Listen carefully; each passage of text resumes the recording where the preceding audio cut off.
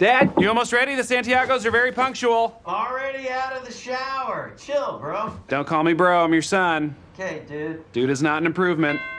Oh boy, they're here. What's up everyone? This is Andrea, your real life English coach. Just like in the situation we've just seen, you probably don't want to call your grandma dude.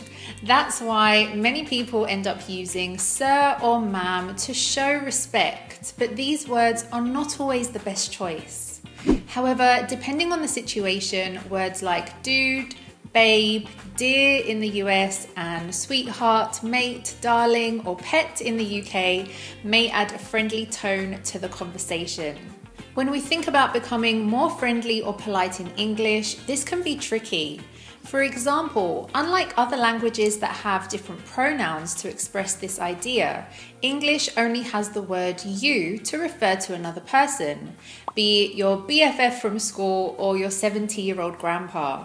Another thing is that what makes a conversation more friendly or more polite varies from one culture to the next. So what may be polite to one may not be to the other. You've probably been studying English for some time, so you know that learning how the language works, the words, the pronunciation, and whatnot is one thing. But learning the nuances of it and how to use it in your favor is a whole nother thing. So you may be asking yourself, how do I sound friendly when talking to others? Or even the opposite, how not to be rude in a conversation in English.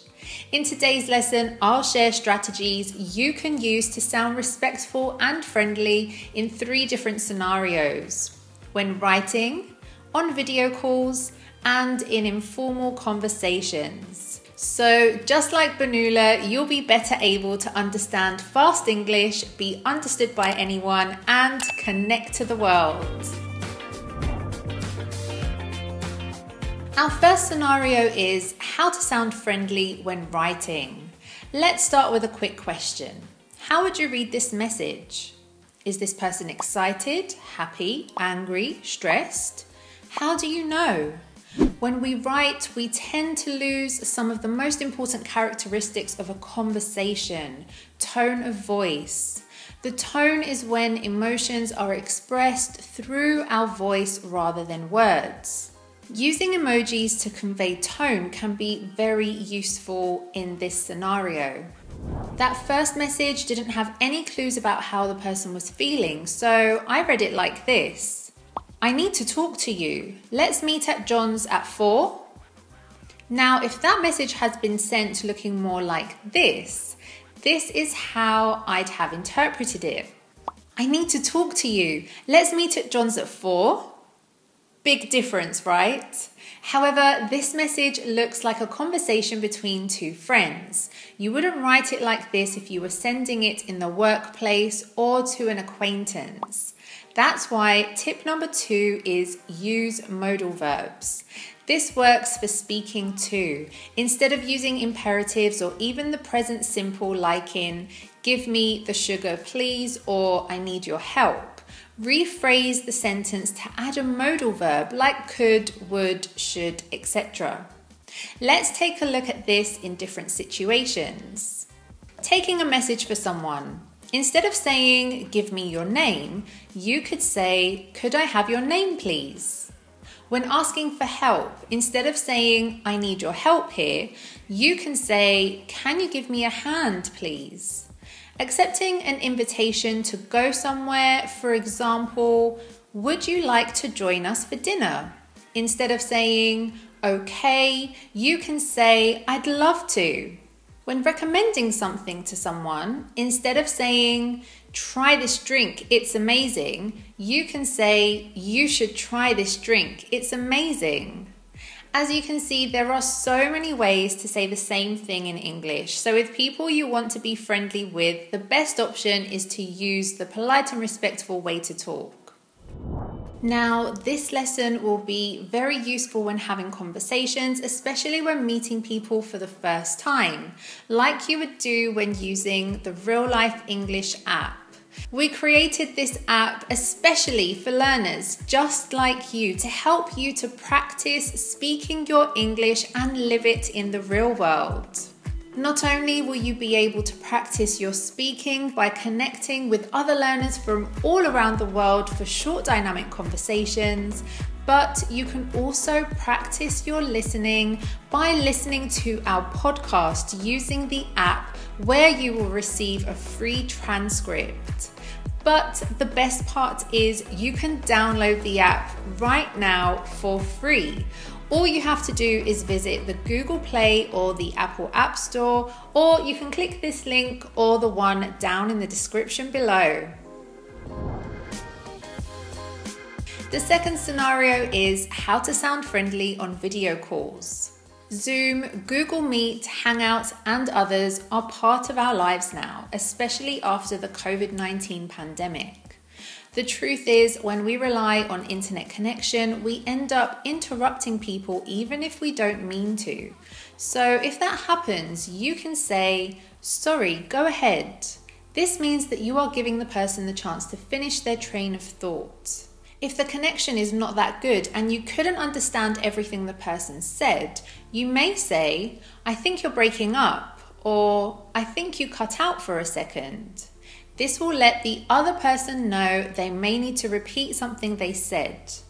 If you need to interrupt someone, you may look for a window, which is a brief pause, for example, while they are speaking and say, "Sorry for interrupting, but," or "Can I just mention something?" or "Can I just say something here?"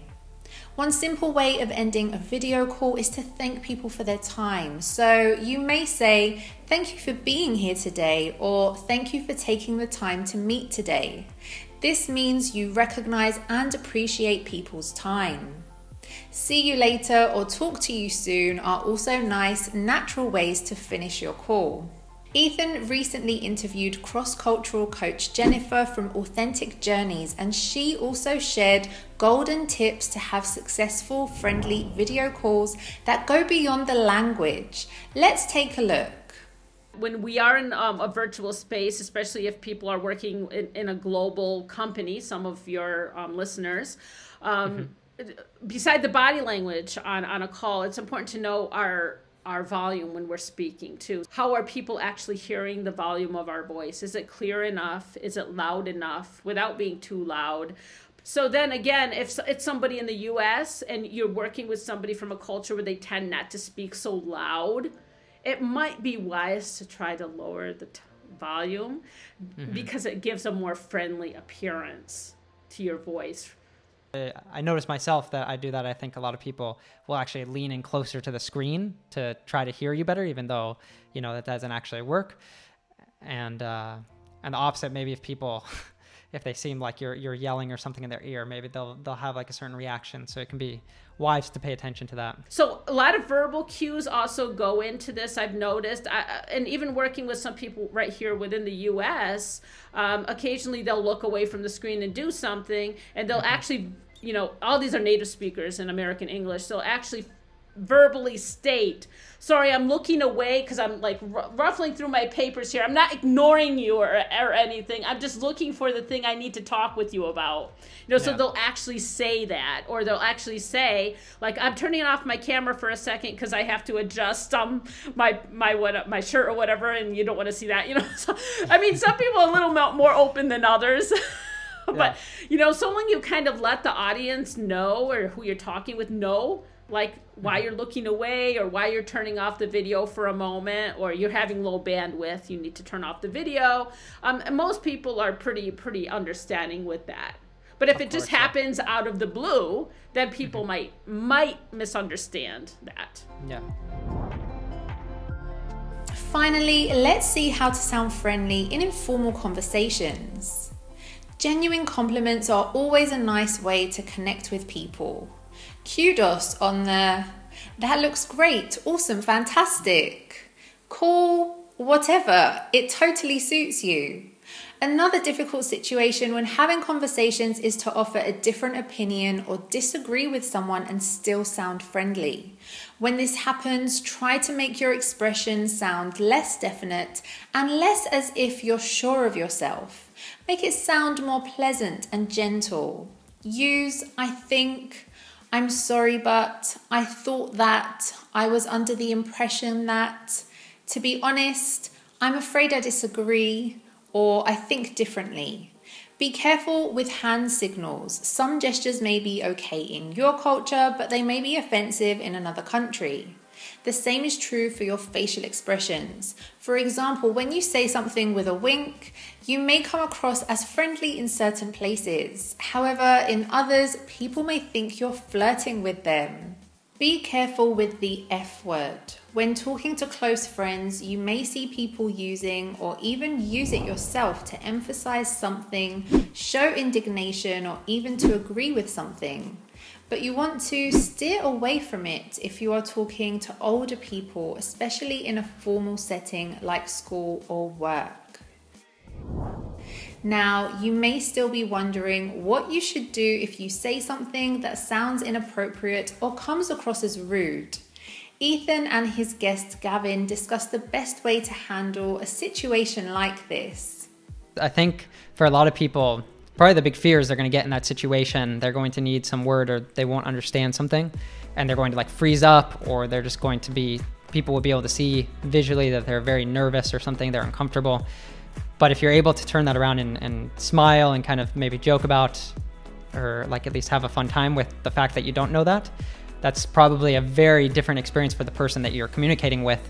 And kind of like you're mentioning, they're going to be more willing to, they're even probably going to want to help you out because you just seem like a nice person, right? 100%. And 99% of the times that's going to be the case. And I like what you said about the other person is going to want to help you out. When you're imagining the awkwardness of a conversation and you're afraid to speak, it's not just because you yourself are going to feel awkward usually. If you're like me, I'm worried about the other person. I don't want the other person to feel awkward with me as a non-native speaker, like struggling to find the word. And so it's this mutual respect you want to have, this mutual friendliness. That's why you want friendliness, and that's why I always tell my students to arm themselves with phrases that they can say during their first conversations, like, "Oh, wow, I've never heard that word before. Thank you." Or "What does that mean? Sorry, I've never studied that." Like some little explanations that sound friendly, that give you information, and that make the other person feel comfortable too.